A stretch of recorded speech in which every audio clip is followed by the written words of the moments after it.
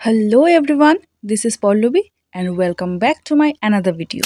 যারা যারা এই ভিডিওটিতে নতুন তারা অবশ্যই পার্ট 1টা দেখে নেবে। আর যারা যারা দেখেছো অলরেডি তাদের জন্য আজকের ভিডিওটা খুবই ইন্টারেস্টিং হতে চলেছে এবং বুঝতে কোনো অসুবিধা হবে না। तो फिर चलिए बिना किसी देरी के आनंद लेते हैं पार्ट 2 का। তো গুড মর্নিং সবাইকে। লাস্ট ভিডিওতে তোমাদেরকে বলেছিলাম যে আগামীকাল একটা জায়গায় যাব, কোথায় যাব, কখন যাব সেটা নিয়ে একটা আলাদা ভিডিও তৈরি করছি। তো তোমরা দেখতে থাকো এবং সঙ্গে থাকো। তো যাবার আগে একটু ব্রেকফাস্ট সেরে নিলাম।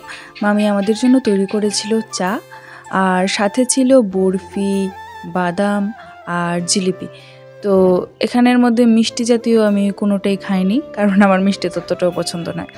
তারপর চাটা খেয়ে বেরিয়ে পড়লাম আমি আর দিদি, গিয়ে বটতলা মৈথিলিদের জন্য অপেক্ষা করছিলাম। তো কিছুক্ষণ বাদে তারাও চলে এলো। অ্যাকচুয়ালি এখন আমরা যাব স্টেশনে। তো স্টেশনে যাওয়ার আগে দুটো গাড়ি চেঞ্জ করতে হয়, ছোট গাড়ি। তো রুম থেকে প্রথমে বটতলা আসতে হয় এবং বটতলা থেকে স্টেশনে যেতে হয়, আর স্টেশন থেকে ডাইরেক্ট উদয়পুর স্টেশন।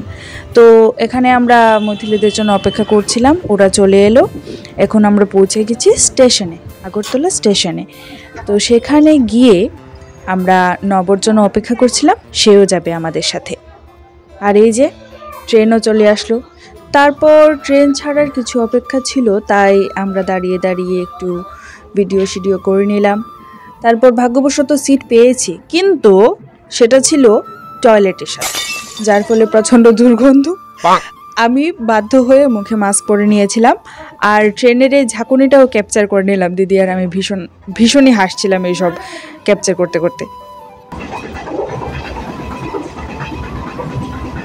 তো প্রায় আধ ঘন্টার মতো লেগেছিল, আমরা পৌঁছে গেলাম উদয়পুর স্টেশনে।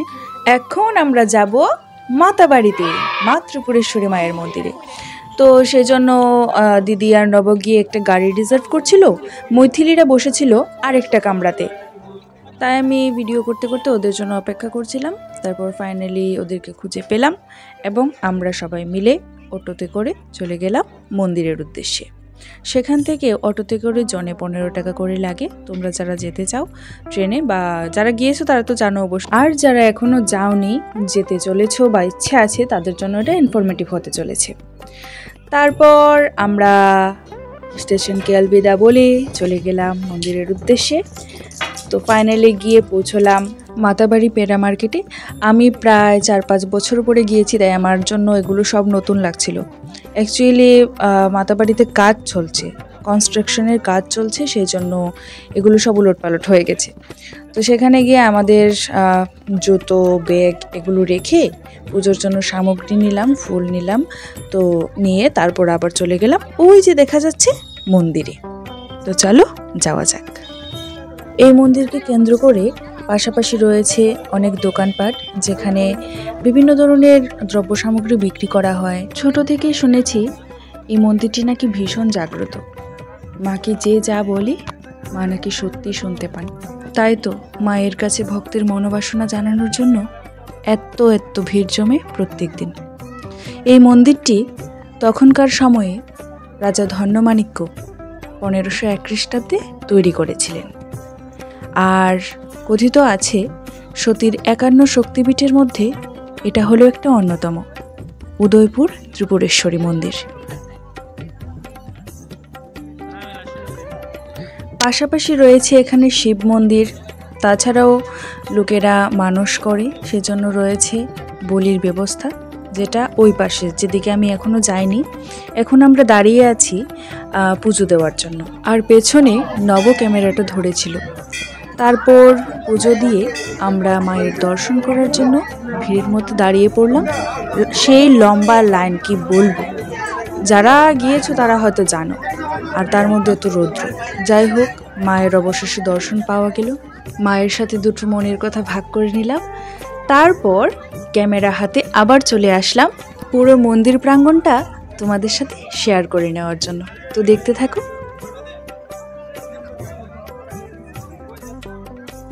এই যে এটা হলো মন্দিরের সিঁড়ি, আর ওপাশে রয়েছে অফিস ঘর, আর এদিকে হলো মায়ের মন্দির। মায়ের মন্দির সব দিক থেকেই সেমই দেখতে পাবে। খুবই দারুণ একটা মানে স্ট্রাকচারে এটা তৈরি করা হয়েছে। আর দরজাগুলো ছিল রূপোর তৈরি। তারপর এখানে ওই যে ওরা তিনজন কি যেন ডিসকাস করছিল, মানে আমি তো ভিডিও করা নিয়ে ব্যস্ত। তারপর ভিডিও করে এখন আর পারছিলাম না, কারণ তখন বাজে 3টে, প্রায় 3টে বেজে গিয়েছিল। আমরা সকাল থেকে উপোস, এখন তো কিছু খেতেই হয়, তাই চলে গেছিলাম খাওয়ার উদ্দেশ্যে একটা ছোট্ট হোটেলে। তো কোথায় গিয়েছিলাম চলো তোমাদেরকে নিয়ে যাই।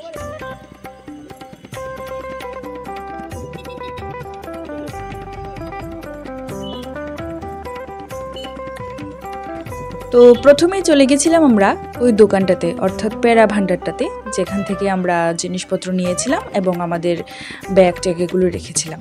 তো সেখানে যাওয়ার পর আঙ্কেল আমাদের এই হোটেলটার সন্ধান দিল। এটা ছিল নিরামিষ হোটেল, শক্তি নিরামিষ হোটেল। তো সেখানে খুব সুন্দর পরিবেশন করছিল তারা, আর খাবারগুলোও ছিল খুবই টেস্টি। তো খাবারের প্রথমেই দিয়েছিল তারা শাক, আর সাথে কিসের একটা বাটা ছিল আমি বলতে পারবো না, ভাত আর লেবু, আর ছিল কাঁচা লঙ্কা। প্রথম গ্রাসটা মুখে দিয়ে আহা সে কি তৃপ্তি। তো পেট ভরে আমরা সবাই খেয়ে নিলাম, আর এক্সট্রা কোনো পিস নিতে হয়নি। সরি, এই যে বেগুন ভাজাও ছিল, সাথে ছিল ডালটাও খুব ভালো হয়েছিল। আর আমি তেমন কিছু নিইনি, নিরামিষ আমি কিছুই নিইনি, আমার এগুলো দিয়ে খাওয়া কমপ্লিট হয়ে গিয়েছিল। আর তারপর খাওয়া দাওয়া সেরে আমরা আবার বেরিয়ে পড়েছিলাম। তখন আমাদের হাতে ছিল আরও কিছু টাইম, কারণ ট্রেন ছিল 5:30টায়, 5:50-এ। তো সেই জন্য আমাদের 3:45-4টার দিকে খাওয়া দাওয়া কমপ্লিট হয়ে গিয়েছিল, তাই আমরা তখন আরও কিছুটা সময় মন্দির প্রাঙ্গণে কাটালাম। তারপর এখানে দিদি এই কুকুরগুলোকেও খাবার দিচ্ছিল, মানে বিস্কিট, আর মাছগুলিকেও দিচ্ছিল। তো আমি তোমাদের হয়তো বা দেখাতে পারিনি এখানের মাছগুলো, আর দুটো মেবি কচ্ছপও রয়েছে। আমি দুটো কখনোই দেখিনি, আমি একটাই দেখেছি, তো এবার আর দেখা হলো না। যাই হোক, তো সেখানে কিছু সময় কাটিয়ে আবার চলে গেলাম দোকানগুলো দেখতে। এখানে অনেকগুলো স্টেশনারি জিনিস ছিল, তারপর ফটো ফ্রেম এগুলো ছিল আর কি। তো দামও সেই মানে প্রচুর দাম, তাই আর কিছুই কেনা হলো না, সব কিছুরই প্রচণ্ড দাম ছিল।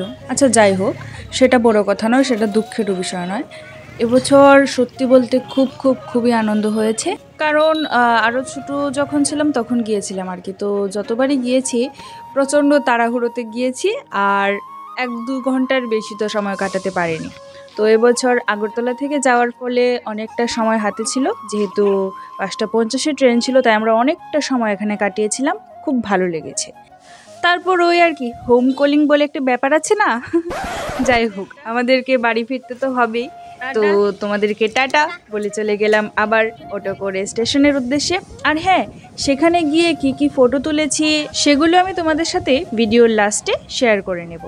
তো এখন দেখো আমরা চলেই আসলাম কথা বলতে বলতে। স্টেশনে পৌঁছানোর পর দেখলাম মাত্র 5টা বাজে, আরও ছিল 50 মিনিট। তো এত সময় কি করব, তাই অপেক্ষা করতে হলো। আর অপেক্ষা করতে করতে তোমাদের সাথে স্টেশনের পুরোটা ভিউ শেয়ার করে নিলাম। স্টেশনটাও মন্দিরের আদলে, ভেতরের ডিজাইনটা করা ছিল বৌদ্ধ মন্দিরের মতো, আর বাইরে থেকে দেখতে লাগছিল অন্য আরেকটা মন্দিরের মতো। তো আমি এখানে দাঁড়িয়ে ট্রেনের অপেক্ষা করছিলাম। ফাইনালি ট্রেনও চলে আসলো, ফাইনালি বলতে কি অনেক অপেক্ষার পর। তো দিদি আর ভাই দৌড়ে যাচ্ছে সিট রাখার জন্য, তো তখন সিট ছিল অ্যাভেলেবেল, আমরা গিয়ে বসে গেলাম। আর এই যে উনি এখানে স্টাইল মারছেন।